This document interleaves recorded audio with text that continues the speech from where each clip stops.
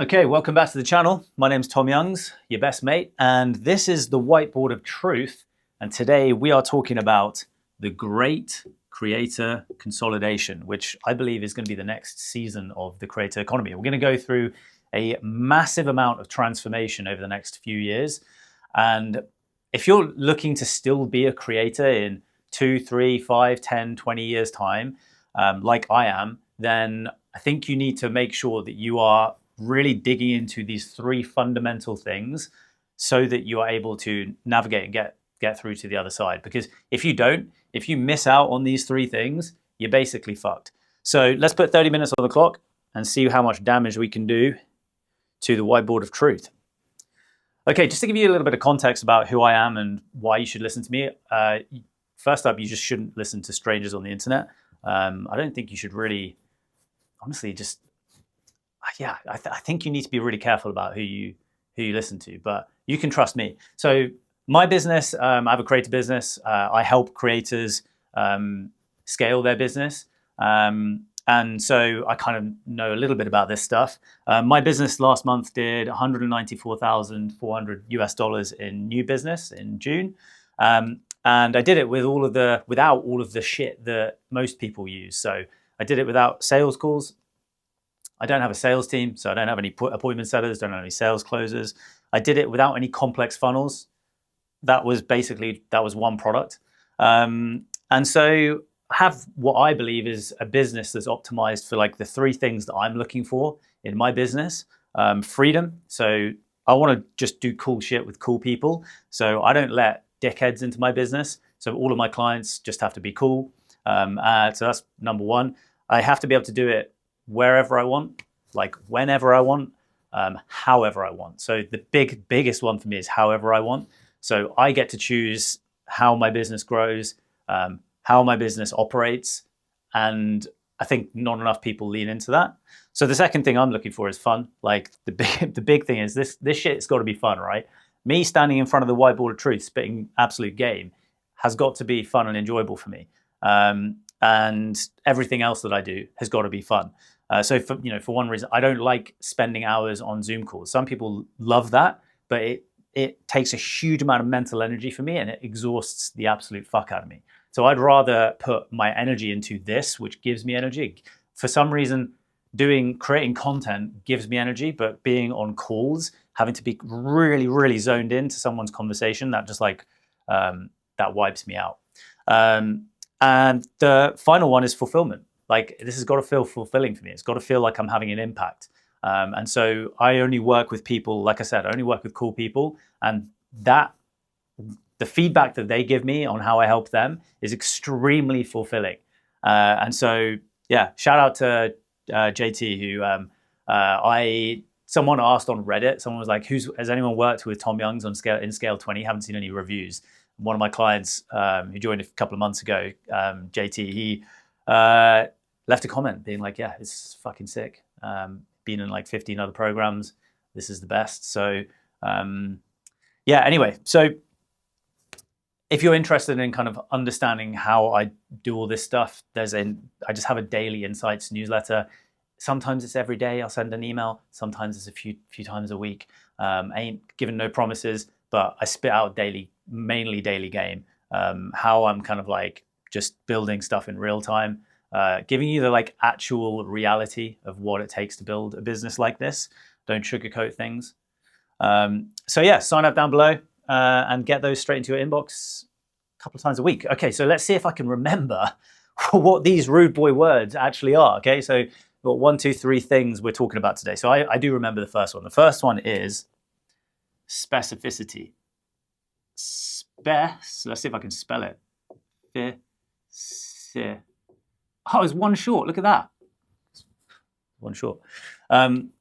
Okay, so if you are everything to everybody, you are nothing to nobody. For the past, I would say 7 to 10 years in the creator economy, the way I look at the creator economy in seasons is I feel like we have in the last 2 years entered the kind of like next season.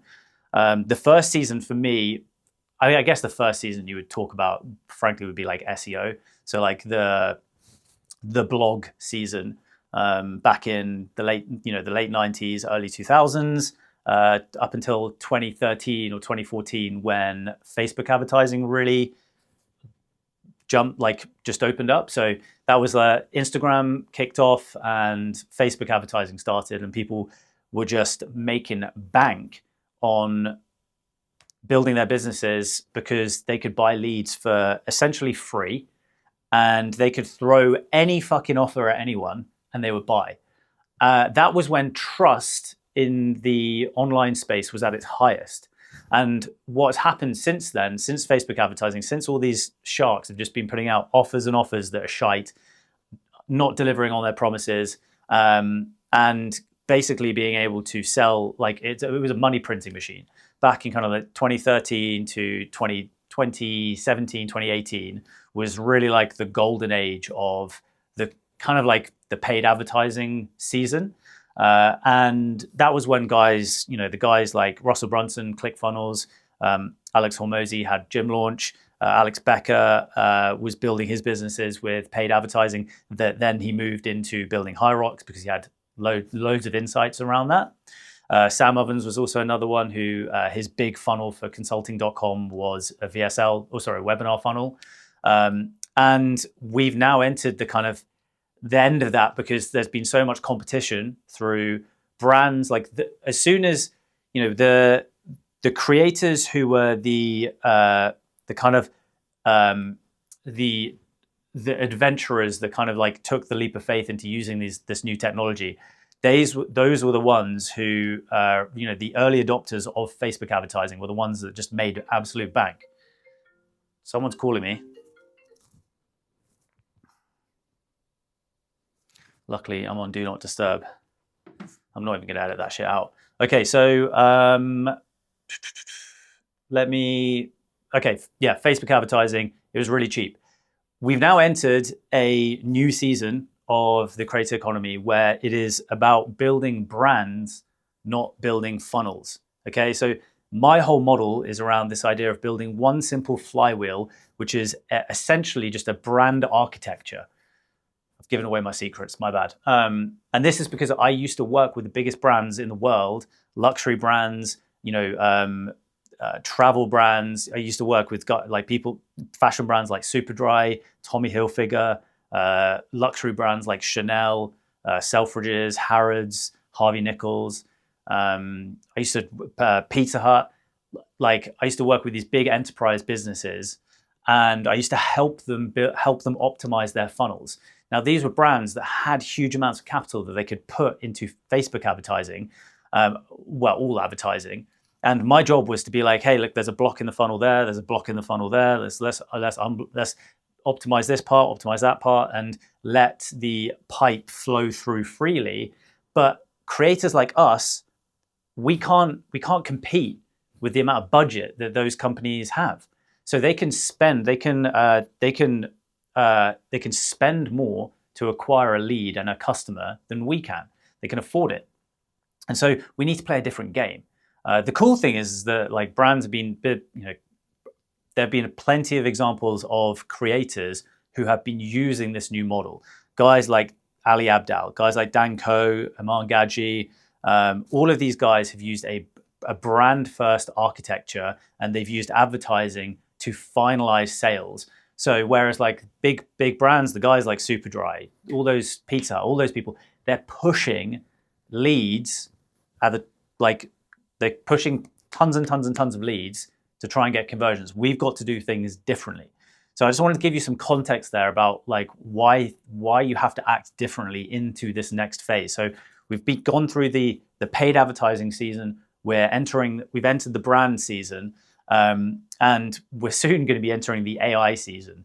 And so right now is this is where you need to get your brand down, and these are the three parts of it. So it starts with specificity, and it starts by being, if you are everything to everybody, you are nothing to nobody. So what we're talking about here is you need to have clear transformations over vague promises.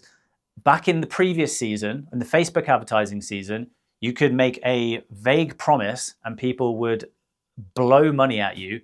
And it was great. That's how all of those guys that I talked about made huge amounts by putting paid traffic that was basically free down funnels, and they could afford to lose a shitload of leads on the other side and capture as much as they could, because it was just way cheaper to buy a lead back then.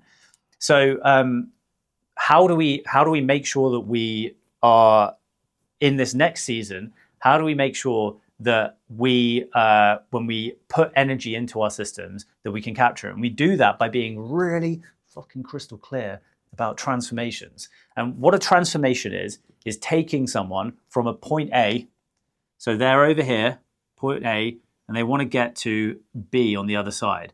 And the transformation is, we need to be super clear about this. And so I work with a lot of clients, a lot of businesses, creators who they have tangible offers. So for me, my offer is, I will help you get to your next 20K monthly milestone, whatever it is. If it's your first 20K monthly milestone, or you want to get to 40, 60, 80, or 100K a month, I will help you get there. And I do it over 12 months. So my transformation timeline is, I'm going to work with you for 12 months. I ain't the dickhead over here who's going to tell you that you're going to be a millionaire in 3 days. Okay, that's not what I do, but that's how I stand out in the market. So when everyone in the market is saying, I'm going to help you become a billionaire in 7 hours, I'm going to be like, I'm not going to help you become a billionaire in 7 hours. I'm going to help you build a robust business that is going to be evergreen, based on fundamentals of business, and I'm going to help you get to whichever 20K monthly goal you want to get to. And guess what? It's going to take a little bit of time to get there, because Rome weren't built in a day. So that's why building brands takes longer than building funnels. So if you're the type of person that wants to make fucking 20, 30K overnight, go work with the other nerd who is there with his like Miro board telling you need to do this step. And he's there like an absolute fucking robot. Go work with him. Don't work with me. Okay, that's just a bit of a warning. Okay, so clear transformations over vague promises. We need that. Second thing we need is hybrid services are in, DIY courses are going to be out. So in the previous season of the creator economy, creators were using cold advertising, so cheap advertising, to push people into courses, do-it-yourself courses. Now, do-it-yourself courses typically have a 15% completion rate, like somewhere between a 5 to 15% completion rate. So what that means is 8 to 9 out of 10 people don't even complete the course that they buy. Now, in my opinion, that sucks. And I don't want to be part of that problem. A huge part of that is, in my opinion, is people, if it's the classic line of, if you don't pay, you don't pay attention. So when people don't feel the financial sting of an investment into themselves, into their education, they don't do the work. They don't do the work. I've seen that so many times. And it's not to say that I don't use do-it-yourself courses. There are times when I'm like, no, I need a specific thing, and I'm going to get something from it. But generally speaking, the majority of people will not do the work. I'm one of the rare ones who does the fucking work. I do the fucking work. Okay, I'm one of the 5% who finishes what they start. So here's how I do things differently. So I have a range of ways in which I help people within my scope. So I have Scale 20, which is essentially an accelerator mentorship. I show my clients how I'm doing things and how I'm building my business in real time, and they get the systems, they get the architecture, they get the playbooks, they get sometimes templates, sometimes anything that they can just drag and drop into their business. And then there's some things which they have to co-create with me. So I give them the kind of like the outlines, and then they go and create their version. So I do this through a range of different kind of ways. So it's a mix between do-it-yourself, so the education that comes from do-it-yourself, consultation that comes with done with you services, and then there are some things that we do which are done for you. And the final part to this comes to this AI-powered insight. So what are the things that I do that are done for you? There are elements to our architecture, so our growth infrastructure architecture, that are AI-powered. And so these could be systems that I've created that allow my clients to move faster using AI. The biggest thing I don't do is I don't use AI to create content. I use AI to empower myself to create content and empower my clients to move faster. A really good example of this is for the last couple of months, my clients have had access to Tom AI. So this is a custom GPT. I think it's like, last time I checked, it has been programmed with 14 million characters of my intellectual property. And my clients have been raving about this recently, been genuinely saying it's game changing, because every day they essentially have an on-demand coach to coach them. So I can't coach my clients because I can't be with them all the time. But an AI version of me absolutely can, the one that's been programmed with everything that I know. So I've programmed it with all of my videos, my courses, every content, emails that I've written, 14 million characters of intellectual property and knowledge my clients get access to 24/7 on top of all of the stuff that I have. Now, another part to this that, we look at AI powered insights. I consider myself a data company. So the company that I have, CreatorLaunch with Scale 20, which is one of our container programs, I consider myself a data company. I come from a data analytics background. And so my job is to collect data from my client base and use that data and to formulate insights to float back up to my clients. So we have a big pool of data that we can collect from, and we have a system and systems that analyze that data and give our clients individualized AI-powered insights, and some really other cool stuff as well. I mean, just a small example of kind of done-for-you AI-powered insights is we're building automations that are going to give our clients access to all of the highest performing content from their competitors, and it's going to go straight into the private Slack channel that I have with them every week or every month or whatever cadence they decide they want it at. We're going to provide it to them, which I think is absolutely sick. So this is where you need to be specific to make sure that you're not being generic, because generic creators, when people don't know who you help, how you help them, and how long it's going to take, you ain't going to last. So that's number one, specificity. The second one, let's see if I can remember this one, is community. Community. I got that one right. Okay, got the right number of letters there.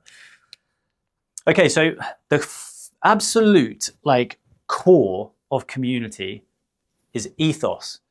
And ethos is made up of values and core beliefs. So I'll give you some examples. Values for me, one of my biggest values is around freedom, so autonomy. And I'll tell you why I value freedom so much. And I found this out last year. I can't remember why or when this came to me, but I remembered my first memory was the reason why I value freedom so much. So my first ever memory, turns out must have been about 3 years old. And I was in a nursery school with a bunch of other kids, okay, 3-year-old kids. And I'm a positive guy, okay, I'm a glass half full. I'm a glass pretty much fucking overflowing type of dude, to be honest. And I've always been excited about life. And so I remember one day this was my first memory, my literal first memory. I was so excited. I stood up at the end of it was towards the end of the day. We'd just finished an activity or something. I stood up and I got so excited and I flung my arms around because I was so excited. I did a little like that. And I just clipped some other little kid in the eyeballs with my fingers. And obviously it was an accident. And I was like, that was an accident. The kid starts absolutely wailing. And the teacher's like, why is this kid wailing? And looked at me and kind of puts 2 and 2 together that I've poked the kid in the eye. And then the teacher's like, okay, you go stand in the naughty corner for the rest of the day. And I was like, in my little tiny, just unevolved mind, I could not comprehend how my feeling of excitement that had ended up in an accident had resulted in me being put in a naughty corner. And from that moment onwards, I hated authority and I hated being told what to do. And I still hate being told what to do. So I've told many bosses to fuck off in my time. My first boss that I had as a dentist, I nearly got, in my first year as a dentist, I got, this was like maybe 6 months in, and 6 to 9 months in. It was 9 months into my first year of training. We all got put with like trainer dentists in the UK. And 9 months in, my trainer asked me to do something pretty unethical, which is like treat more patients faster. She was these trainer dentists could make more money out of us. Like, we were a commodity. And so the more patients we treated, the more she got paid, so that she could pay off her BMW fucking payments or whatever. And she told me one day, she was like, okay, Tom, you're doing well, but it's time to pick up the pace. You got to treat more patients. You got to treat more disease. And I'm like, what do you mean treat more disease? And she was like, well, look, like, there's going to be cases where you could decide not to do anything and like just say, okay, we're going to check it in 6 months' time and see if it's changed, which is what we're taught to do. Or you could tell them they need a filling, make them get a filling, and then we'll get paid. And I literally, I think it was probably it might have been the first time in my life, like, I properly saw red. Like, all I could see was rage. And she was sat right next to me in my dentist surgery, like, and I looked at her like this. I turned around on my chair, and like, obviously the heart rate just immediately went through the roof, like peaked. And I was just like, you can fuck off. And keep in mind, there's like this tiny surgery. There's just two surgical surgeries. I'm in mine, and she had come into mine. And she was this little like Asian lady, and she was like, I'm going to get you struck off. And I was like, what? So she called up the dean from my deanery. So this was in Wales. And she was like, I don't want to work with you anymore, Tom. And I was like, what? I've got like 4 months left. And the dean, he came that afternoon. He had to come and mediate the situation. And he was like, Tom, look, I get it. He really liked me, and he knew I kind of did things differently. And he was like, look, you just have to apologize, because the work is on her. She gets to decide if you. And I was like, holy shit, like, this means what happens? I would have to like do this whole training year again, and he was like, yeah, basically. And so I had to suck it up. I apologized, but that was an example of one of my like values. My values of, frankly, I'd become a dentist to treat people how I would want to be treated, like the best way that I knew. And if the best way was to do nothing, that's what I would do. And my value was challenged, and I was like, fuck off. So that's an example of my core values being challenged, but being clear about them. So me telling you this, by the way, is an example of how you can also do the same in your content. So when we're talking about building a community, it's you being clear on what your core values, are, and being clear on what your core beliefs are. So I'll give you some examples of my core beliefs. So now you know about my values, my big one being around freedom and autonomy. Let's talk about kind of core beliefs. And one of my core beliefs is that you do not need to build a business based off someone else's model. You need to build your business based on the frameworks of someone else's model, but you fill in the gaps so that you actually build a business that you love. I'll give you a little bit more of context here. So I have about just over 100 clients right now, and none of them have the same business as me, as each other. Every single one of them has a slightly different business. Some of them do sales calls. Some of them don't. Some of them post only on YouTube. Some of them post on a few different platforms. Some of them are on LinkedIn and YouTube. Some of them are on Instagram and YouTube. Some of them don't do video content. Some of them just do carousels and images. Everyone has a different way of doing things. The majority of my client base look at me as the leader, and so they emulate some of the fundamentals that I do, but they ultimately build their business. And I'll give you another example. I had a recent client who she had built her business based on someone else's model. She's a PT. Shout out to her, by the way. And she recently started working with me because she was doing 70K a month, but she was operating at 15% profit margins because she had a team of like closer, setter, head coach, sub coach, like VA. She had like a team of 7, and she was doing 70K a month and pocketing 7. And she was like, I'm sick of this. I'm basically a manager. I feel completely disconnected to my clients. I feel like I don't have a business. I'm just a manager, and I'm making less money than some of my employees. How mad is that? And so my core belief is that you don't build a business on someone else's model. You build your business based on what you want. You just follow someone else's guidance and frameworks to build what you want. So that's one of my core beliefs. But there are creators out there, mentors out there who are like, do it exactly like this. Do it exactly like this. And we're going to get onto how the downsides of that down in this part here. But I believe that's not the case. And so now you understand that. I've shared that to you. I've shared one of my core beliefs there. So you need to be clear about your core beliefs and your values to your audience. And this is how you build a community, by being really crystal clear on what your values and core beliefs are. The next part of this is going to be events. And this is something that we've seen probably over the last 3 years since the post C word kind of period. I don't know if videos get like I don't know if they get like, limited or whatever if you say that word anymore. But anyway, they used to, they did. So events. We are about to enter in the next, I would say, 3 to 5 years.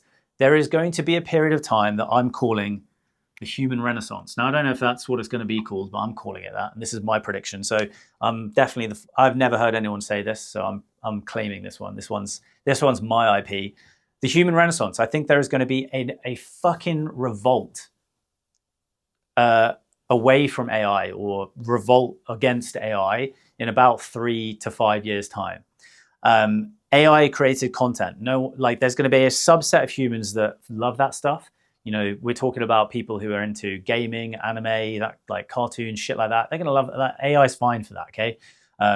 But people like me, I love human connection, I love human creativity. I'm looking for verifiable, like, humanism. And so there's going to be a renaissance of human stuff. And with that is going to be human connection. So human connection is going to be huge. And the way we're going to do that is through events. So events, really what they are an accelerator to growing your network. But it's because we want to have human connection. We're going to have this world where there's going to be humanoid robots all over the place in literally like 5 years.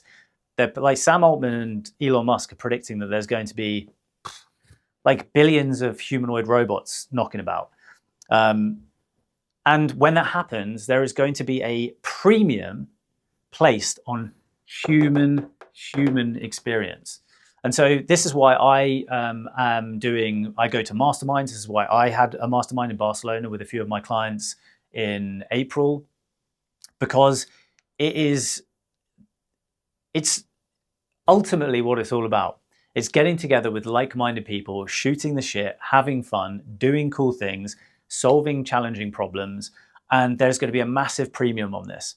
So if you're not already doing these things for your business, not already hosting events, going to masterminds, going and meeting people and doing these things, but the most important thing is building this into your business. If you're not doing that, you're going to be in a very challenging position, because we're going to be looking for this.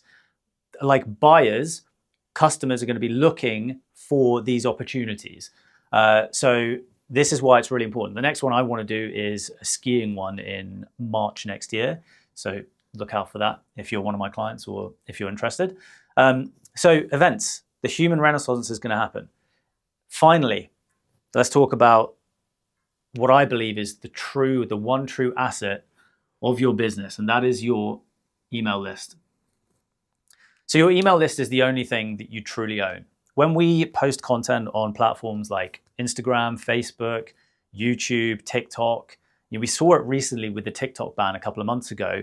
All of a sudden, millions and millions and millions of creators whose livelihoods were based around TikTok was for a couple of days turned off. So the TikTok ban happened, and that was a massive like moment where I was like, oh, okay, all of these people that don't have an email list are fucked. Now, the really interesting thing about email is it is the only technology that has stood the test of time for like nearly 40 years now. It is still the core communication modality between like, that are just humans. So if I buy something, I get an email receipt. If I want to know about a brand or a company, I sign up to their email list. I get updates about it. And it's the same for you as a creator. If you do not have an email list, and I've noticed that the younger kind of like creators out there are the ones who are struggling with this because they don't understand how important this is. Okay, 30 minutes is up. We're going to be done soonish.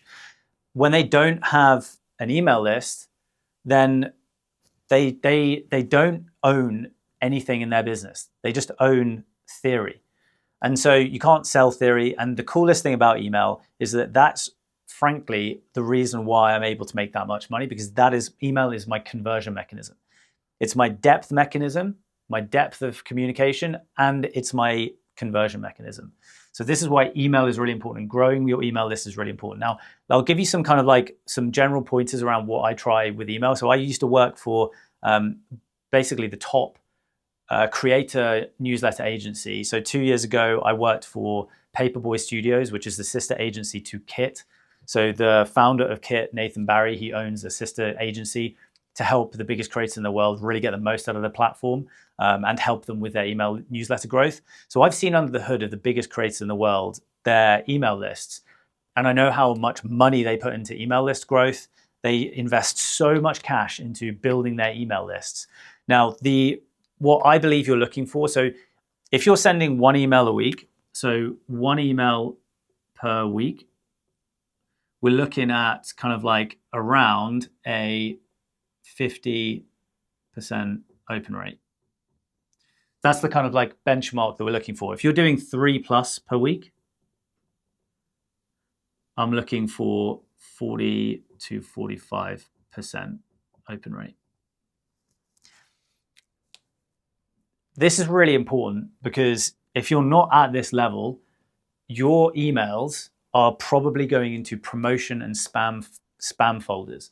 So what it means is the people on your list, if it's below, if it's like 15, 20%, it means your emails aren't even getting delivered into the right people's inbox. So this is a bit of an equation between getting email deliverability optimized, and it's also around making sure that your list is clean with the right people. I clean my list with people that don't open my emails frequently. So I'm always trying to hover at around 40 to 45% open rate. Get email sorted. Okay, let's go move on to the final one. Let's see if I can remember this one. And this is integrity. Oh, I was one short again. Fuck. Okay, so we've just been in a period of time where there are creators, some of the biggest creators on this platform, like in the kind of like the in the space that I operate in, there are some big creators who are renowned in the industry, whether they like it or not. They are renowned for having insane conditional guarantees that mean their refund offer, their money back guarantee offer is fucking bullshit. And what they end up doing is they end up burning their integrity by having this. So they think that making money, because they just see money as a game, and this is like, I'm calling out the fucking nerds out here with their lucid charts and stuff. They're the ones that have insane conditional guarantees, which mean that you have to jump through a billion hoops to be able to be eligible for a refund if you don't get the result. Now, I've done a lot of networking. I've met a lot of creators, and over the last like year, and there are people who have been in these types of experiences, or they've bought these types of offers with insane conditional guarantees, and they talk so much shit about the creators that have these insane conditional guarantees that they have burning their integrity and their reputation and have burnt it because of it. But I don't think those people care. But I do think that we're now moving into a season where you will have to care. Because once you've burnt your integrity, when you've burnt your reputation, you're fucked. And this comes into the second part, which is authenticity is going to be better than views.